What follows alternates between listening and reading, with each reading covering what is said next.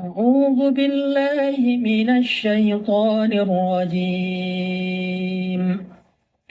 بسم الله الرحمن الرحيم. وإذ قال ربك للملائكة إني جاعل في الأرض خليفة قالوا أتجعل فيها من يفسد فيها ويسفك الدماء ونحن نسبح بحمدك ونقدس لك قال إني أعلم ما لا تعلمون وعلم آدم الأسماء كلها ثم عرضهم على الملائكة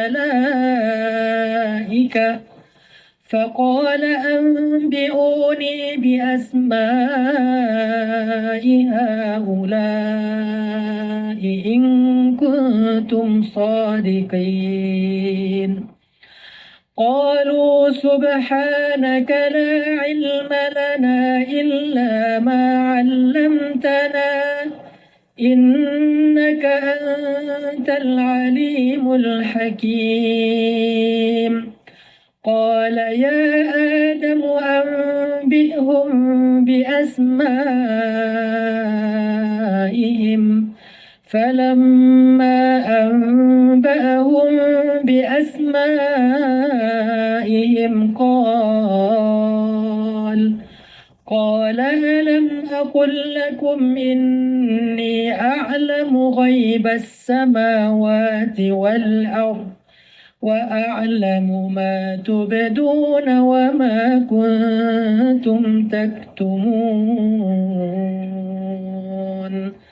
Shadaqallahul Azim. Teman-teman anak-anak muda Kota Bandung dan sekitarnya yang dirahmati Allah Subhanahu wa taala. Selain tujuan kita diciptakan sebagai makhluk untuk beribadah kepada Allah, sebagaimana firman Allah, "Wa ma khalaqtul jinna wal insa illa liya'budun." Tidaklah aku ciptakan jin dan manusia secara simbolik kecuali untuk beribadah. Sebetulnya ini sifatnya simbolik saja. Di dalamnya nanti mengandung malaikat, segala macam makhluk, semuanya diciptakan untuk beribadah. Tapi ternyata kita punya satu tujuan dan alasan lain yang sangat istimewa. Dan ini hanya berlaku kepada manusia, tidak berlaku kepada malaikat, tidak berlaku kepada jin, tidak berlaku kepada hewan, tidak berlaku kepada tumbuhan, tidak berlaku kepada semesta. Hanya manusia yang mendapatkan keistimewaan ini. Untuk apa kita diciptakan oleh Allah Subhanahu wa taala secara khusus sebagai manusia? Kata Allah di dalam ayat 30 Al-Baqarah, "Inni ja'ilun fil ardi khalifah."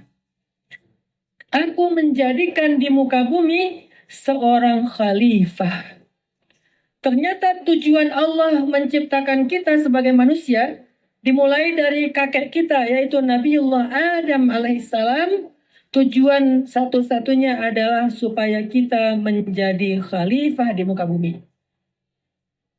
Kalau menjadi ibadah, itu tujuan penciptaan semua makhluk. Jin, malaikat, hewan, tumbuhan, semuanya beribadah kepada Allah. Termasuk kita. Tapi kalau menjadi khalifah, itu adalah tujuan istimewa yang hanya dikhususkan untuk manusia. Makhluk yang lain tidak ada yang Allah ciptakan untuk menjadi khalifah di muka bumi, kecuali kita saja manusia. Sehingga Allah Subhanahu wa taala sebelum menciptakan Adam, Allah menyampaikan kepada para malaikat dengan kebanggaan yang luar biasa. Inni ja'ilun fil ardi khalifah. Allah bangga dengan Adam. Allah bangga dengan kita. Allah bangga dengan kalian. Allah bangga dengan seluruh manusia bahwa Allah akan menjadikan dia khalifatun fil ard. Akan menjadikan dia pemimpin di muka bumi. Dengan bangga Allah menceritakan itu. Padahal belum diciptakan Adamnya. Tapi sebelum itu Allah udah mengannounce, udah mengumumkan kepada seantero langit, penduduk surga, penduduk langit, para malaikat, wahai penduduk langit, wahai para malaikat, wahai penduduk surga, Inni ja'ilun fil ardi khalifah. Aku akan menciptakan satu makhluk yang dia bertugas sebagai khalifah di muka bumi. Pertanyaannya sekarang, apa tugas khalifah itu kalau menurut Al-Quran? Ini minta tolong kepada operator untuk menampilkan slide pertama. Udah tampil? Apa tugas khalifah di muka bumi? Kalau kita merujuk kepada Al-Quran. Kan kalau di surat Al-Baqarah ayat 30 itu kita berperan sebagai khalifah. Pertanyaannya, apa sih tugas khalifah itu? Karena kalau cuman peran khalifah, jabatan sebagai khalifah tapi nggak tahu job desk-nya, maka pasti kita akan menyia-nyiakan amanah dari Allah Subhanahu wa taala. Apa tugas khalifah yang paling utama di muka bumi? Memakmurkan bumi, aimaratul ard. Itu tugas khalifah. Jadi khalifah itu bukan tentang hanya sistem politik yang kemudian jadi kontroversi, bukan. Ketika kita bahas khalifah, kita bahas tentang DNA utamanya manusia. Tentang alasan penciptaan manusia. Apa tugasnya? Imaratul ard, memakmurkan bumi, menjaga bumi, merawat bumi, membangun bumi. Itulah tugas utama seorang khalifah. Baik dalam konteks sosial, membangun bumi dalam konteks sosial adalah dia membantu orang lain, dia menjaga kehormatan orang lain, dia menolong orang yang sedang kesusahan. Anak yatim, orang miskin, orang yang musafir, dia tolong setiap orang yang dalam kesusahan, itu namanya memakmurkan bumi. Tapi ketika dia merusak harga diri orang lain, memecah belahkan di antara manusia, membunuh, menumpahkan darah, mengambil harta secara tidak hak, berarti dia telah mengkhianati amanah khalifah di muka bumi. Hari ini kita menyaksikan di sosial media, hampir setiap hari ada berita begal. Hampir setiap hari ada berita kriminal. Hampir setiap hari ada berita perselingkuhan. Hampir setiap hari ada berita korupsi. Padahal kalau kita kembalikan kepada tujuan utama manusia diciptakan, bukan untuk itu. Ketika kita mengambil hak orang lain, baik hartanya, kehormatannya, darahnya, yang dalam Islam disebut dengan maqasid syariah, tujuan adanya syariat, berarti kita telah mengkhianati amanah kita diciptakan sebagai khalifah di muka bumi dalam konteks sosial. Jadi Islam bukan cuma bicara ibadah, teman-teman. Islam bukan cuma bicara fikih dan taharah. Islam bukan cuma bicara wirid, zikir, sholawat, kemudian ibadah mahdoh, ibadah ritual saja. Walaupun semua itu baik dan sangat istimewa. Tapi Islam juga bicara tanggung jawab sosial kita kepada sesama manusia. Sehingga nggak bisa diukur kesolehan seseorang itu dari wiridnya. Saking rajin wiridnya, tasbihnya banyak. Ada yang di tangan, ada yang di jari. Kok banyak banget wiridnya Ustaz? Lagi banyak masalah. Bukan itu ukuran kesolehan seseorang. Itu hanya salah satu ukurannya, tapi bukan seluruhnya. Orang yang paling soleh itu tidak hanya dilihat dari wirid digitalnya. Udah berapa ribu angkanya di sini. Ada yang angkanya 0. Padahal zikirnya banyak. Kok bisa? Karena dia beli yang murah. Yang gampang ke riset. Subhanallah, subhanallah, subhanallah. Loh kok 0? Ternyata ke riset. Harganya 3.500 di marketplace. Makanya beli yang agak modal dikit lah. Yang kayak gini nggak mahal, cuma 80.000. Tapi insya Allah nggak keriset. Tapi ini bukan ukuran kesolehan seseorang. Nggak bisa kita membuat standar orang soleh itu hanya dari jidat hitamnya. Orang soleh itu hanya dari pakaian jubahnya. Orang soleh itu hanya dari tebalnya sorban yang dia kalungkan di kepalanya. Orang soleh itu dari besarnya tasbih-tasbih yang ada di lengannya. Itu mungkin ya, tetapi bukan satu-satunya standar kesolehan seseorang. Kalau dia ahli zikir, ahli wirid, hafiz Al-Quran, tapi dia nggak peduli kepada tetangga, kayaknya perlu dipertanyakan deh kesolehannya. Karena kita membaca dalam hadis, Nabi seringkali memadukan narasi iman dengan narasi akhlak dan sosial. Sering. Misalnya, "Man kana yu'minu billahi wal yaumil akhir fal yakul khairan aw liyasmut." Siapa yang beriman kepada Allah dan hari akhir, iman, hendaklah dia berkata-kata baik atau diam. Dalam konteks kita hari ini, perilaku abusif secara verbal menunjukkan lemahnya iman dia kepada Allah. Menunjukkan lemahnya iman dia kepada hari akhir. Kenapa? Karena orang beriman nggak mungkin abusif secara verbal. Apalagi bullying. Dan yang aneh, kita belajar agama, belajar fikih, belajar ibadah, belajar toharoh di pondok pesantren, di madrasah, tapi justru kita pelaku bullying. Aneh nggak tuh? Aneh. Kenapa? Karena pemaknaan Islam di kita itu udah parsial. Yang disebut dengan thalabul ilmi itu hanya belajar bab fikih saja. Padahal walaupun itu penting, dia harus implementatif ke dalam kehidupan sehari-harinya. Dan Nabi Shallallahu Alaihi Wasallam adalah teladan terbaik dalam hal ini. Sehingga ketika Nabi bicara iman, Nabi bicara moral. "Man kana yu'minu billahi wal yaumil akhir falyakul khairan aw liyasmut." Kalau nggak bisa komen yang positif, mending nggak usah komen. Komen aneh-aneh. Anjir. Anjing. Ya. Goblok. Gitu kan? Kalau nggak bisa ngomong yang bagus, yang bager, mending cicing.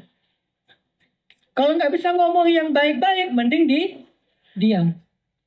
Baik di sosial media atau dalam bergaul dengan teman sehari-hari. Kalau kita nggak bisa nasihatin dia yang baik-baik, ya udah, jangan julid, jangan suuzon, jangan jadi gibah klub. Kadang-kadang sambil gibah sambil zikir. Masa sih, subhanallah, astagfirullah, emang gitu? Masya Allah, tabarakallah, mams dari Aulia. Ternyata orang yang nggak bisa jaga lisan, yang lisannya kasar, yang lisannya badi, yang lisannya itu suka menghina orang lain, menunjukkan lemahnya iman dia kepada Allah dan hari akhir. Kenapa? Karena kata Nabi, "Man kana yu'minu billahi wal yaumil akhir falyakul khairan aw liyasmut." Berarti kalau harusnya semakin kita belajar agama, semakin kita jauh dari perilaku bullying dan abusive. Heran kalau misalnya justru kita sebagai negara yang mayoritasnya Muslim, tapi di kita paling banyak perilaku abusive, toxic, bullying, bahkan di lembaga-lembaga pendidikan, bahkan di lembaga pendidikan Islam sekalipun. Ini sesuatu yang sangat mengherankan. Padahal kita diciptakan untuk jadi khalifah dalam konteks sosial, bukan untuk jadi mufsid. Tugas khalifah itu imarah, tugas kekufuran itu ifsad. Kalau kalian baca tentang ayat-ayat kekufuran, selalu ada kalimat yufsiduna fil ard. Innal ladzina kafaru, gitu kan? Sesungguhnya orang-orang kafir itu merusak di muka bumi, wa yaqta'una nasl. Mereka memutuskan nasab. Bagaimana mereka memutuskan nasab? Dengan banyak cara. Satu, dengan perilaku menyimpang. Memutuskan nasab kan? Nggak usah saya perjelas lagi makna perilaku menyimpang kan? Sekarang banyak perilaku menyimpang. Menikah laki-laki dan perempuan. Setelah setahun ketahuan ternyata suaminya menyukai laki-laki. Ternyata istrinya punya pacar. Pacarnya perempuan. Ternyata suaminya selingkuh. Dan akhirnya menikah diam-diam. Tapi suaminya jadi istri. Gimana nih?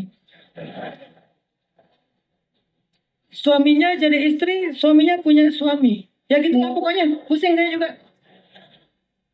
Bahkan kemarin ada berita di Afrika Selatan, ada seorang imam masjid yang memfasilitasi orang-orang yang mengalami penyimpangan secara fitrah di masjidnya. Bukan untuk dididik, kalau untuk dididik nggak apa-apa. Tapi untuk difasilitasi, dilindungi, dibolehkan. Dan kemudian ada kejadian, nggak usah kita bahas. Intinya, ternyata perilaku orang-orang yang kufur kepada Allah bukan hanya tentang akidah. Kafir itu bukan hanya tentang akidah, tapi tentang perilakunya. Karena dalam Al-Quran ketika Allah bicara tentang kekufuran, Allah selalu mengidentikan kekufuran itu dengan ifsad fil ard. Selalu merusak di muka bumi. Jadi kalau kita mengaku sebagai mukmin, tapi kita masih suka abusif secara lisan, masih suka bullying kepada teman-teman, berarti dipertanyakan iman kita seperti di Al-Baqarah. Wa minan nasi may yaqulu amanna billahi wa bil yaumil akhir. Ada manusia mengaku kami telah beriman kepada Allah dan hari akhir. Kata Allah, wa ma hum bimu'minin. Padahal mereka tidak beriman. Kok ada orang yang mengaku beriman, kata Allah nggak beriman? Karena ternyata imannya tidak dia buktikan dengan perilakunya. Imannya tidak implementatif dalam perilaku, akhlak, dan kehidupan sosialnya. Man kana yu'minu billahi wal yaumil akhir falyakul khairan aw liyasmut. Man kana yu'minu billahi wal yaumil akhir falyukrim dhaifah. Man kana yu'minu billahi wal yaumil akhir falyukrim jarah. Selalu pembukaannya, siapa yang beriman kepada Allah dan hari akhir, hendaklah dia memuliakan tamu, moral. Siapa yang beriman kepada Allah dan hari akhir, hendaklah dia memuliakan tetangganya, moral. Ketika Nabi bicara iman, Nabi identikkan dengan moral. Artinya, iman itu harus implementatif dalam perilaku sosial. Kalau imannya, dia bilang saya beriman, saya hafal Asmaul Husna, saya hafal sifat 20-nya Allah. Huwallahul ladzi la ilaha illa huwar rahmanur rahimul malikul quddusus salamul mu'minul muhaiminul. Dia hafal Asmaul Husna dengan suara yang indah. Dia hafal sifat 20. Allahu wujud qidam baqa mukhalafatuhu lil hawadithi qiyamuhu bi nafsihi wah. Dia hafal bahkan aqaid khamsin, tentang 50 poin-poin tentang akidah, baik tentang Allah, tentang Rasulullah, dia hafal semuanya, yang wajib, yang jaiz, yang mustahil. Tapi ternyata dia justru membicarakan tetangganya ketika lagi masak bareng. Botram ngomongin tetangga. Semakin kecil suaranya, semakin penting infonya. Gitu ya? Semakin ekspresinya tuh kayak tegang banget gitu, kayak serius banget, berarti itu valid banget itu. Padahal hafal Asmaul Husna, hafal sifat-sifat Allah. Tapi dia membicarakan orang lain ketika lagi botram. Berarti tidak sesuai dengan hadis Nabi. Siapa yang beriman kepada Allah dan hari akhir, hendaklah dia memuliakan tetangganya. Bahkan nih, kita saling membicarakan di antara sesama kaum muslimin yang sama-sama belajar. Yang satu mazhab A, yang kedua mazhab B. Bentar lagi Ramadan nih. Ada aja ribut tentang masalah jumlah rakaat taraweh. Kemarin ribut masalah nisfu Syaban. Sebelumnya ribut masalah Rajabanan. Sebelumnya ribut lagi masalah Muharraman, Mauludan, Isra Mi'raj. Selalu kita bahkan saling membicarakan sesama muslim. Ainal iman? Mana iman? Kenapa kita nggak diam aja sih? Kenapa kita nggak serahkan aja kepada para ulama? Ulama kalau saling membicarakan sifatnya adalah istifta. Mereka sedang belajar tentang fatwa, tentang memusyawarahkan fatwa, dan itu bagus, harus ada kayak gitu. Ulama berdebat nggak apa-apa, ulama saling menuding nggak apa-apa. Tapi kita sebagai umat orang awam diam. Kita pilih saja mana yang kita yakini di antara pengajarannya para ulama, ikutin, respect sama yang lain. Jadilah seorang muslim yang respect kepada orang lain. No judgment, respect to other. Jangan menghakimi, jangan ngejudge orang lain, belajarlah untuk menghargai setiap pendapat. Toh semuanya juga punya guru kan? Tapi anehnya, kita mengaku beriman, tapi di antara kelompok kita saling membicarakan aibnya. Emang ada aibnya? Pasti ada. Karena kita manusia. Nggak usah dicari aja ada, apalagi dicari. Kalian nggak usah nyari aib saudara kalian, bahkan aib guru kalian ada. Nggak ada yang sempurna setelah Rasulullah SAW. Nggak usah dicari aja ketemu, apalagi dicari. Pasti ketemu.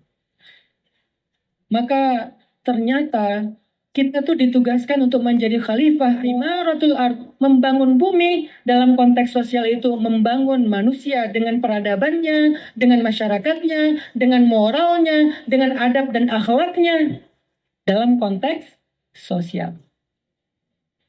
Tapi hari ini saya pengen lebih banyak bicara dalam konteks ekologis, dalam konteks kebumian.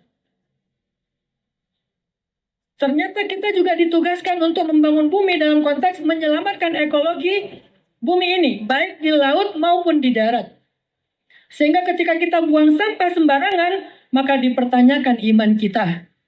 Ketika kita buang sampah di kali, sampai kali kita pada kotor, warnanya berubah, lalu banjir, berarti dipertanyakan iman kita. Kenapa? Bukan untuk itu kita diciptakan ke muka bumi.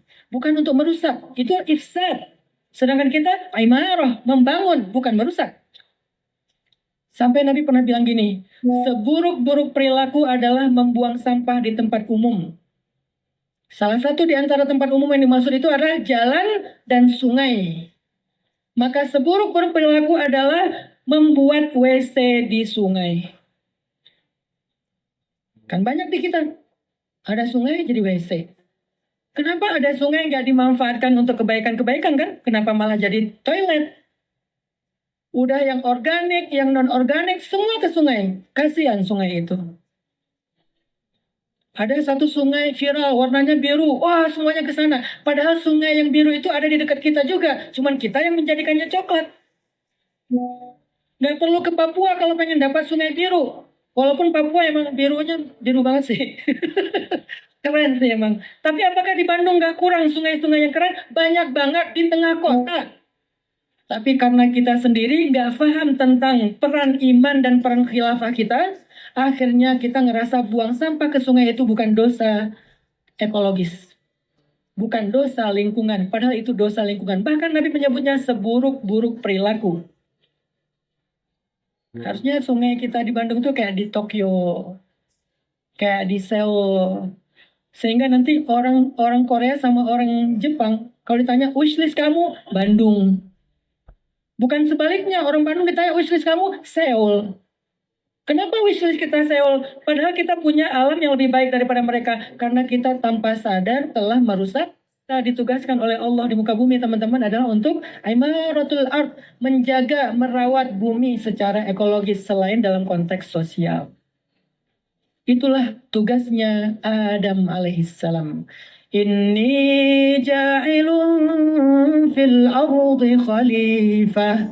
Sesungguhnya aku menjadikan di bumi seorang khalifah. Tugasnya apa? Wasta'marakum fiha. Untuk menjaga bumi, untuk merawat bumi, untuk membangun bumi. Itulah tugasnya Adam. Lalu diteruskan oleh keturunannya termasuk kita.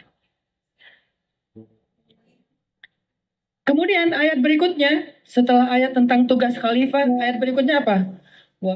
Allah mengajarkan kepada Adam nama-nama semuanya.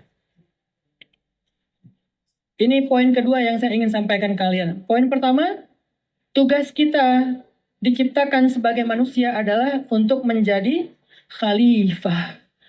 Peran khalifah itu apa? Imaratul ard, membangun bumi, merawat dan menjaga bumi. Poin yang kedua, ternyata kita nggak bisa jaga bumi kalau kita nggak kenal bumi. Walaupun niat kalian baik, aku pengen jadi penjaga bumi, planet heroes. Tapi kalau kalian nggak kenal ilmu ekologis, yang nggak diajarin mungkin di madrasah-madrasah Islam, karena kita belajarnya mungkin lebih ke ilmu syariat, akhirnya kita nggak tahu bagaimana cara kita merawat bumi, menjaga bumi, bahkan membangun bumi. Ternyata kakek kita Adam, ilmu yang diajarkan kepada beliau selain ilmu tauhid adalah ilmu tentang ekosistem, ilmu tentang kebumian. Wa 'allama Adamal asma. Semua ulama kalau kita baca kitab tafsir, nggak ada yang ngomong di sini Asmaul Husna, bukan. Walaupun Asmaul Husna itu ilmu yang paling tinggi. Ilmu akidah, ilmu tauhid, ilmu ma'rifah, ilmu yang paling tinggi. Tapi yang dimention oleh Allah bukan itu. Wa 'allama Adam al-asma. Allah mengajarkan kepada Adam asma. Apa arti asma, teman-teman? Secara bahasa, asma itu artinya nama-nama. Pertanyaannya, nama-nama apa? Coba kita gali dalam tafsir. Yang paling gampang tafsir Ibnu Katsir. Di dalam tafsir Ibnu Katsir, ada satu pendapat yang menurut saya itu sangat saintifik dan ilmiah. Yaitu pendapatnya sahabat Nabi yang mulia Abdullah ibnu Abbas. Yang terkenal seorang ahli takwil. Ulamanya sahabat, ahli tafsir, ahli Al-Quran. Dan kata Nabi, hanya sedikit orang seperti Ibnu Abbas. Sedikit sekali. Kalau kita bandingkan ilmunya Ibnu Abbas di antara para nabi, Ibnu Abbas itu mirip Nabi Khidir. Ibnu Abbas mirip Nabi Khidir. Ilmunya itu ilmu-ilmu yang orang lain nggak ngerti. Apa kata Ibnu Abbas tentang makna allama Adam al-asma? Apa itu asma? Kata Ibnu Abbas, asma itu adalah asmaul asya. Nama-nama spesies yang ada di bumi. Zawatah spesiesnya wa af'alaha, peran ekologisnya. Kullaha, yang disebut dengan istilah al-mukabbar wal musaghar, baik yang besar yang hanya bisa dilihat dengan teleskop maupun al-musaghar yang hanya bisa dilihat dengan mikroskop. Baik yang mukabbar, yang besar tapi tidak terlihat dengan mata kita kecuali pakai teleskop, maupun al-musaghar, yang mikroorganisme yang tidak bisa dilihat kecuali pakai mikroskop. Ternyata Ibnu Abbas sudah bicara itu sejak 1400 tahun yang lalu. Al-mukabbar wal musaghar. Yang besar banget, yang hanya bisa dibesarkan baru kita bisa ngelihat, bukan al-kabir. Kalau al-kabir besar tapi terlihat. Kalau al-mukabbar besar, cuma nggak kelihatan, harus pakai alat baru kelihatan. Itu namanya al-mukabbar. Kata siapa ini? Kata Ibnu Abbas. Padahal dulu nggak ada alat teleskop. Wal musaghar, musaghar itu artinya soghir. Soghir sesuatu yang kecil tapi terlihat. Sedangkan musaghar kecil nggak terlihat kecuali ada alat untuk memperjelasnya. Namanya mikroskop. Padahal di zaman Ibnu Abbas tidak ada teleskop, tidak ada mikroskop. Tapi Ibnu Abbas sudah bicara tentang al-mukabbar wal musaghar. Ternyata Allah mengajarkan semua itu kepada Adam alaihissalam. Allah mengajarkan kepada Adam biodiversity. Semua jenis-jenis spesies yang ada di muka bumi. Allah mengajarkan kepada Adam tentang semua benda-benda di langit, benda-benda di dalam bumi, bahkan di dalam tanah. Allah ajarkan kepada Adam. Ada satu fun fact. Ada satu fakta seru atau fakta ilmiah. Tahun 2000, ini penelitian 2016, di bumi ini hidup lebih dari 1 triliun spesies. Dan setiap spesies itu punya banyak populasinya. Spesiesnya aja, jenisnya aja lebih dari 1 triliun yang ditemukan oleh para ilmuwan. Tapi dari lebih dari 1 triliun spesies di muka bumi yang berhasil dideskripsikan atau diteliti oleh para ilmuwan baru 0,001%. Dari 1 triliun lebih spesies di muka bumi yang bisa dimengerti, dipelajari oleh para ilmuwan, para profesor-profesor hebat, baru 0,001%. Itu udah gabung banyak profesor tuh. Coba kalian perhatikan ayat yang tadi. Wa 'allama Adamal asma kullaha. Sedang Adam itu mengenal lebih dari 1 triliun spesies dan nggak ada satupun yang Adam nggak kenal. Kenal semuanya. Karena kalimatnya kullaha, semuanya. Berarti dari 1 triliun Adam memahami 100%. Itulah kecerdasan Adam alaihissalam. Kita nggak tahu kan fakta ini? Yang kita tahu cerita Adam itu hanya Adam pernah bersalah, dosa, sehingga diturunkan dari surga. Kita nggak tahu sisi-sisi kehebatan Adam. Yang kita tahu hanya cerita tentang kekeliruan yang membuat dia diturunkan dari surga. Kita lupa Adam itu cerdas banget, brilian banget, ilmuwan banget. Bahkan dia lebih cerdas daripada ribuan miliaran ilmuwan yang ada sekarang. Kenapa? Ilmuwan bergabung baru dapat 0,001%, tapi Adam 100% tahu semua spesies di bumi. Mukabbar, musaghar, yang besar dan yang kecil, bahkan mikroorganisme. Adam tahu itu. Jadi jangan pikir Adam itu kayak cuman tahu, oh ini sapi, ini onta, ini kambing, ini ayam. Itu mah anak SD, bahkan anak TK. Adam nggak diajarin ilmu sepolos itu. Adam itu nabi, Adam itu bapaknya manusia. Kalau ada manusia cerdas, pasti bapaknya lebih cerdas. Kecerdasan kita kan gennya dari Adam. Kalau ada manusia yang bernama Imam Ash-Syafi'i, kalau baca buku harus nutup sebelah, baca sebelah. Kenapa? Karena langsung kehafal. Kalau nggak ditutup nanti kehafalnya langsung dua, nggak kebalik-balik. Mending ditutup dulu dibaca. Beliau takut hafal, kita takut lupa. Bedanya kita sama Imam Syafi'i apa? Imam Syafi'i kalau baca buku takut hafal. Kita kalau baca buku takut lupa. Imam Syafi'i susah lupa, kita susah hafal. Kalau ada manusia bernama Imam Ash-Syafi'i yang begitu brilian, membaca satu buku langsung hafal, maka Adam jauh lebih brilian daripada itu. Kalau ada satu manusia mulia namanya Abdullah bin Mas'ud, sahabat Nabi SAW, yang hafal surat Al-An'am 11 lembar sekali dengar langsung hafal, maka Adam jauh lebih brilian daripada itu.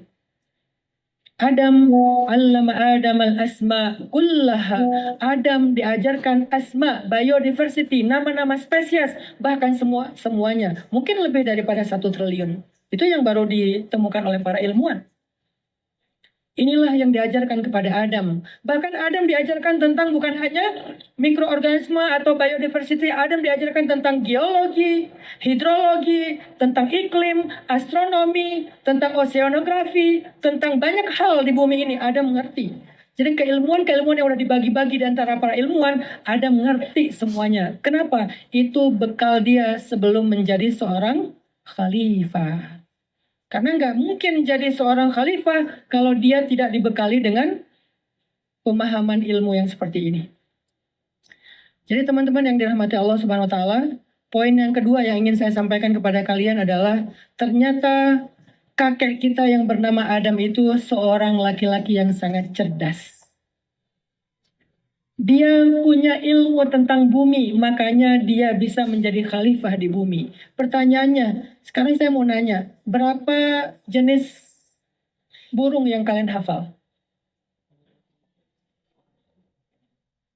Garuda, pastilah ya. Merpati, elang,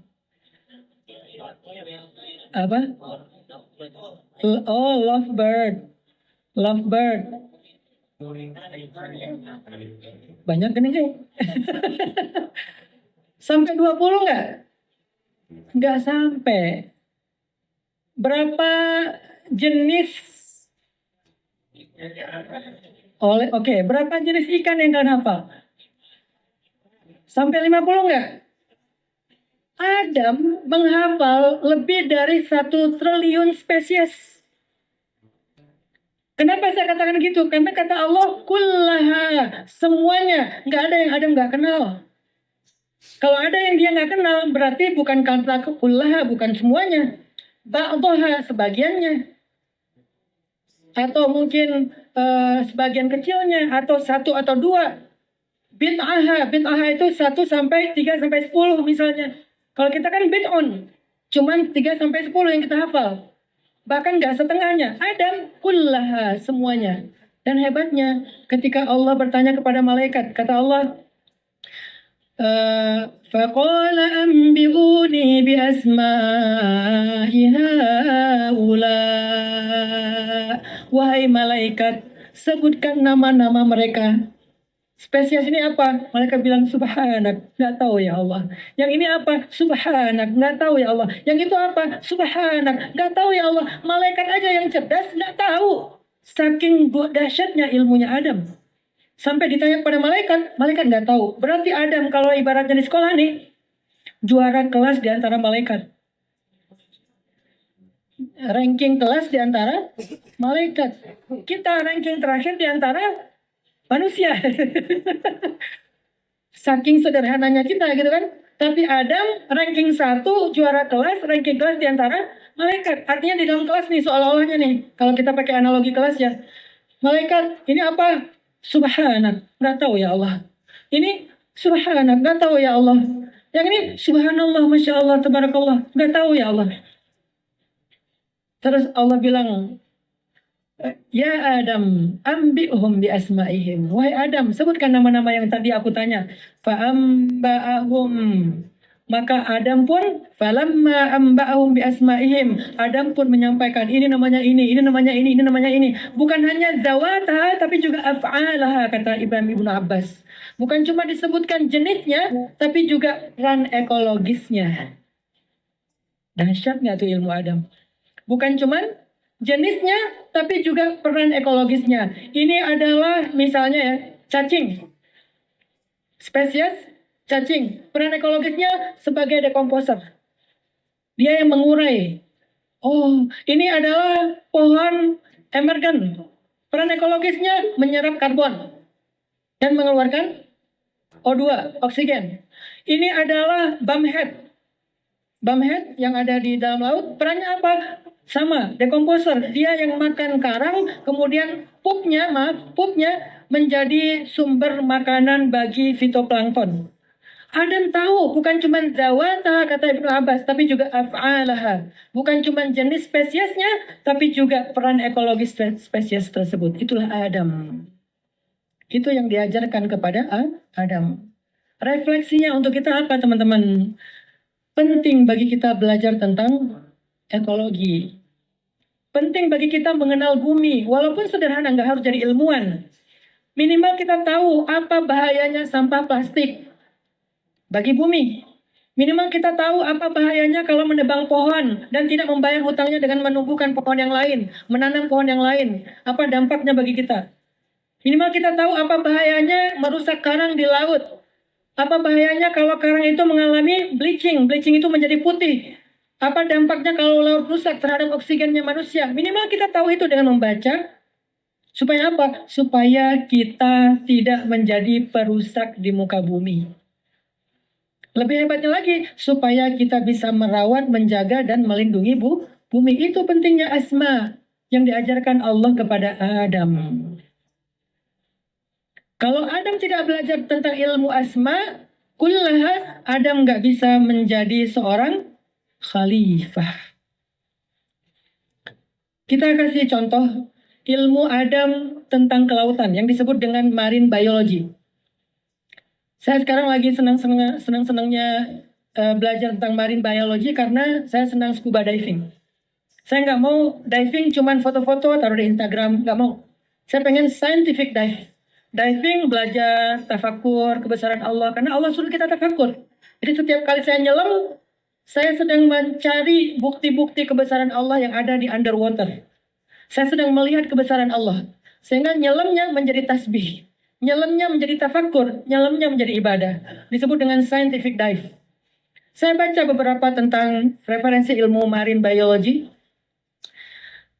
Ditemukanlah beberapa fakta, misalnya fakta yang kita tahu adalah ternyata lautan itu menghasilkan 50-80% oksigen di bumi, di atmosfer kita. Yang paling banyak memberikan kita oksigen bukan hutan. Hutan itu 30%-an lah. Tapi sekitar 50-80% oksigen yang kita hirup itu diproduksi di lautan. Sehingga kalau laut itu rusak gara-gara sampah, gara-gara polusi, gara-gara berbagai macam hal-hal yang membahayakan laut, maka manusia akan mengalami krisis oksigen dan itu sangat membahayakan bagi kita. Yang paling gampang, banyaknya penyakit.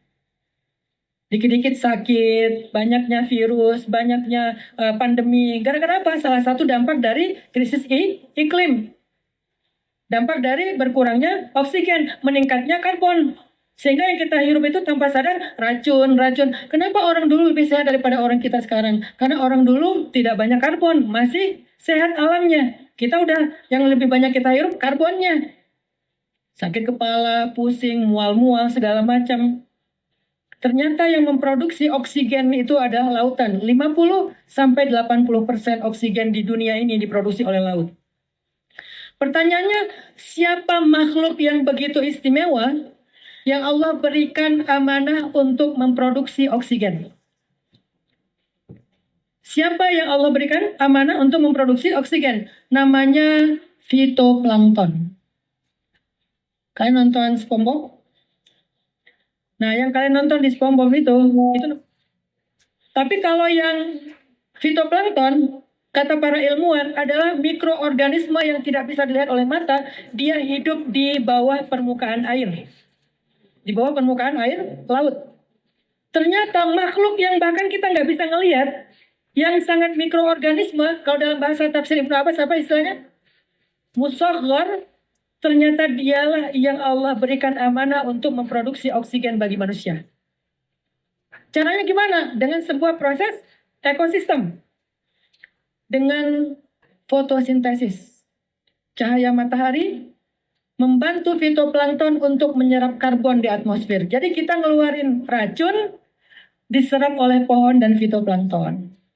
30%-nya pohon, 70%-nya fitoplankton. Mereka yang bekerja untuk kita. Mereka menyerap racun karbon, kemudian sama fitoplankton itu dengan proses fotosintesis dipisahkan antara glukosa dengan O2 atau oksigen. Itu yang dilakukan fitoplankton, yang nggak kelihatan. Dia menyerap karbon, kemudian dia pisahkan antara glukosa atau gula dengan O2 atau oksigen. Oksigen ini dilepaskan lagi ke atmosfer untuk kebutuhan manusia. Gimana cara melepaskan ke atmosfer? Dengan bantuan ombak. Jadi ombak yang selama ini kita viralnya adalah ombak yang narik manusia di Laut Selatan, gitu kan ya? Ada arus segala macam. Kita ngelihat dunia horor. Arus itu jahat. Ombak itu bahaya. Ada Nyi Roro Kidul di dalamnya. Sehingga narik manusia. Kita nggak lagi jadi keturunan Adam karena kurang ilmiah, kurang saintifik, kurang logis. Banyaknya mistis. Jangan berenang di Laut Selatan. Kenapa? Ditarik sama Nyi Roro Kidul. Apalagi pakai baju. Saya nggak mau komen masalah itu ya. Tapi penjelasan ilmiahnya, kenapa ada ombak? Karena semuanya diciptakan Allah. Kenapa ada ombak dan arus? Ternyata fungsi ombak itu adalah untuk memunculkan turbulensi di permukaan air laut yang melepaskan oksigen ke atmosfer. Kayak gitu cara Allah menjadikan bumi ini bekerja. Kan cowok-cowok tuh senang melihat bagaimana dunia bekerja kan? Pertanyaannya, kenapa yang kita lihat selalu produk-produk manusia, industri, mesin? Kenapa kita nggak ngelihat produk Allah aja? Padahal Allah nyuruh kita untuk yatafakkarun, berpikir tentang kebesaran Allah. Ini ayat cowok banget nih. Inna fi khalqis samawati wal ard wa ikhtilafil laili wan nahar la ayatin li ulil albab alladzina yadhkuruna Allah qiyaman wa qu'udan wa ala junubihim wa yatafakkaruna fi khalqis samawati wal ard. Kesimpulannya, Rabbana ma khalaqta hadza batila. Harusnya itu jadi mindset. Rabbana, tidaklah engkau menciptakan ini sia-sia, termasuk ombak. Jadi kalau ada yang ngerasa ombak itu sia-sia, ngapain sih ada ombak di laut, narik-narik orang berenang aja, dan seterusnya, berarti mindsetnya belum ulul albab, belum cerdas. Kenapa belum cerdas? Karena nggak pernah tafakur secara saintifik. Dan Adam nggak kayak gitu. Adam itu nggak ada mistis-mistisnya. Mana ada Adam dengan Hawa turun ke muka bumi. Jangan dekat-dekat sana. Kenapa? Di sana ada gitu, Nyi Roro Kidul. Nggak ada Adam kayak gitu. Dia sangat saintifik dan itu definisi dari ulul albab, cerdas, brilian. Dia ngerti ilmunya. Ternyata ombak pun Rabbana ma khalaqta hadza batila. Ombak pun nggak sia-sia. Ombak pun ada perannya dalam kehidupan di laut. Apa tujuannya? Salah satunya di antara sekian banyak peran ekologisnya, dia memunculkan turbulensi di permukaan air dan itu membantu oksigen itu terbang, dilepaskan ke atmosfer setelah dikerjakan oleh fitoplankton. Kalau kalian kagum sama dia, mungkin suatu saat kalian akan namain anak, namanya siapa deh? Vito. Kok Vito? Soalnya ayahku kagum banget sama plankton. Sehingga nama aku fitoplankton. Sedahsyat itu peran mikroorganisme yang nggak kelihatan mata untuk menciptakan oksigen. Sedangkan glukosanya dipakai dia untuk makanan dan bertahan hidup. Itu tentang fitoplankton. Ada dalam ilmu marine biology. Dan ada mengerti itu teman-teman. Ada mengerti itu. Adam ngerti banget laut itu kayak gimana, hutan itu kayak gimana, langit itu kayak gimana, matahari itu kayak gimana. Semuanya ada perannya. Sehingga nggak berhenti-berhenti Adam dan para anbiya selalu mengatakan Subhanallah, Subhanallah, Subhanallah, Maha suci Allah, Maha suci Allah, Maha suci Allah. Artinya nggak ada satupun yang Allah ciptakan itu yang sia-sia. Semuanya bermanfaat. Dan tugas aku merawat, menjaga, dan memakmurkan itu. Bukan merusak.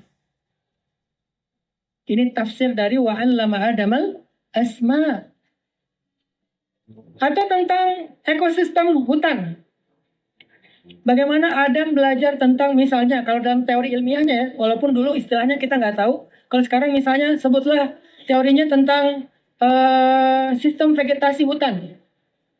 Ada lapisan emergen, ada lapisan kanopi, ada yang bahkan yang paling bawah itu adalah lantai hutan. Ada mengerti tentang masalah vegetasi hutan. Walaupun mungkin istilah ilmiahnya berubah-ubah setiap zaman, tapi ilmunya, asmanya, zawatnya, af'alnya, Adam tahu. Oh, ternyata hutan itu berlapis-lapis. Bumi juga berlapis-lapis. Langit juga, atmosfer berlapis-lapis. Adam mengerti tentang itu semuanya.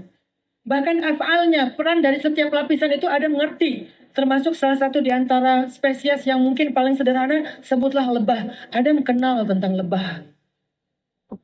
Para nabi itu dekat dengan alam. Nabi Daud bertasbih bersama gunung. Dan gunung bukan hanya tentang tanah yang menumpuk bentuknya segitiga, bukan. Segala spesies yang ada di dalam gunung. Daud bertasbih bersama mereka. Nabi Sulaiman bisa mendengar suara semut, bisa mendengar komunikasi semut dan juga burung. Ternyata mereka ngerti tentang ilmu-ilmu kayak gini. Tapi kan kita membayangkannya burung ngomong, Nabi Sulaiman ngerti ya. Kayak ngomongnya manusia. Padahal nggak gitu juga. Kalau kita lihat dari sisi ekologis nggak kayak gitu penjelasannya. Mungkin karena kita memahami tafsirnya sederhana, akhirnya kita menganggap semut itu juga ngomong, lagi ngomongin, lagi ngerumpi. Enggak gitu cara semut berbicara, cara lebah berbicara. Ternyata sekelas lebah yang kecil aja ada peran ekologis yang sangat penting bagi hutan. Kan lebah itu ada 3 jenis ya. Ada ratu lebah, ada lebah jantan yang dikenal dengan drone, ada lebah betina yang dikenal dengan lebah pekerja. Apa tugas ratu lebah? Reproduksi. Apa tugas lebah jantan drone? Membantu ratu dalam reproduksi, kawin. Jadi tugas jantannya lebah cuma kawin aja. Siapa yang pengen jadi lebah? Enggak ya. Kenapa? Karena persaingannya ketat. Dari sekian puluh drone, ratu hanya memilih 1. Dari sekian puluh drone, lebah-lebah jantan, ratu cuma memilih 1. Setelah lebah jantan ini kawin sama ratunya, maka seketika lebah jantan itu mati. Tugasnya cuma untuk kawin, lalu mati. Ada yang masih mau jadi lebah? Tugasnya cuma kawin, mati. Kenapa? Karena alat reproduksinya tinggal bersama ratu, dan dia mati. Sedangkan lebah jantan yang nggak bisa kawin sama ratu, diusir dari sarang lebah, dia hanya hidup 21 hari kemudian mati juga. Kasihan banget ya lebah jantan ya. Yang kawin langsung mati, yang nggak kawin 21 hari kemudian pokoknya matilah. Itu tugas lebah drone. Sedangkan lebah worker, lebah pekerja, betina, tugasnya banyak. Ini saya tunjukin beberapa penjelasan ulama ya, atau ilmuwan. Lebah betina atau lebah pekerja, dia punya tugas sesuai dengan usianya. Hari ke-1 sampai ke-3, tugasnya membersihkan sarang dan merawat telur. Bayangin, lebah baru lahir hari pertama, udah bersih-bersih. Coba kalian, hari berapa kalian baru bersih-bersih rumah, kamar sendiri? Bahkan mungkin sampai sekarang kos-kosan kita masih kotor. Nggak lebah banget gitu loh. Lebah hari pertama sampai 3 tugasnya membersihkan sarang dan merawat telur. Sementara kita khalifah, kamar kos-kosan kita aja kotor. Jok motor kita aja kotor. Yang isinya entah apa-apa. Kadang-kadang di kulkas ada makanan 2 tahun yang lalu. Itu bukan makanan fosil. 2 tahun lalu masih di kulkas. Padahal kita khalifah. Sementara ini adalah rakyat kita. Lebah aja yang rakyat kita kerjanya lebih baik daripada Pejabatnya, salah. Hari ke-1 sampai ke-3 tugasnya adalah membersihkan sarang dan merawat telur. Itu tugas lebah. Hari ke-4 sampai ke-10 tugasnya memberi makan larva dengan nektar dan royal jelly. Hari ke-11 sampai 20 tugasnya membangun sarang lilin, mengolah nektar menjadi madu, dan menjaga sarang dari penyusup. Dan hari ke-21 ke atas sampai dia mati, tugasnya adalah keluar, menjelajah, mencari nektar dan serbuk sari untuk memproduksi madu dan beberapa kebutuhan yang lain. Ternyata lebah betina itu sibuk banget sejak baru lahir. Hari pertama aja udah ditugasin ngapain tadi? Bersih-bersih kamar kosan. Hari pertama. Nanti ketika dewasa umur 21 hari, langsung dia keluar mencari serbuk sari dan nektar dari bunga-bunga yang mekar. Dan ada satu fun fact yang lucu ya. Ketika lebah ini keluar, terbang, dia kan berhenti di depan bunga ya. Kalian pernah memperhatikan nggak lebah di atas bunga atau di depan bunga berhenti? Ternyata fun fact-nya, dalam 1 detik dia berhenti di situ, dia mengepakkan sayapnya 250 kali per detik. Per detik dia mengepakkan sayapnya 250 kali. Coba tes. Dalam 1 detik berapa kali kita? Setengah kali. Sedangkan lebah dalam 1 detik 200 sampai 250 kali bertahan. Nanti baca surat Al-Mulk. Sofati wa yaqbil. Mengepakkan dan menutupkan sayapnya. Siapa yang menahan dia di udara? Siapa yang menahan dia di depan bunga? Allah. Jadi yang saya ngomongin sekarang ini bukan lagi ngomongin tentang ilmu aja, tentang sains, bukan. Lagi ngomongin kebesaran-kebesaran Allah yang ada di semesta. Dan Adam kenal itu semuanya. Dalam 1 detik, Allah bisa menciptakan makhluk kecil, mungil, yang punya teknologi mengepakkan sayapnya 250 kali per detik. Maha besar Allah. Kalau lebah aja begini Allah urus, apalagi kamu. Jadi jangan takut tentang rezeki kita, teman-teman. Jangan takut tentang jodoh kita, teman-teman. Jangan takut tentang nasib hidup kita, teman-teman. Kenapa? Allah, lebah yang kecil aja diurus sebegitu dahsyatnya, apalagi kita menjadi khalifah. Padahal mereka semuanya bukan khalifah. Dia keluar, dia nyari apa? Nektar. Dia sedot nektar, dia simpan di dalam salah satu lambungnya. Jadi lebah itu by the way punya 2 lambung. 1 lambung untuk makanan, 1 lambung untuk nektar. Yang makanan itu nanti diproses. Kalau yang nektar disimpan. Kemudian setelah selesai dia menyedot nektar dari dalam bunga, dia keluar mengambil sari bunga. Dia kumpulkan sari bunga, dia simpan di 2 kakinya. Dia simpan di kakinya, kemudian dia terbang. Dan ketika dia terbang, beberapa sari bunga itu ditiup oleh angin, berjatuhan untuk membantu para tumbuhan dalam reproduksi. Disebut dengan penyerbukan. Itu fungsi dan peran ekologisnya.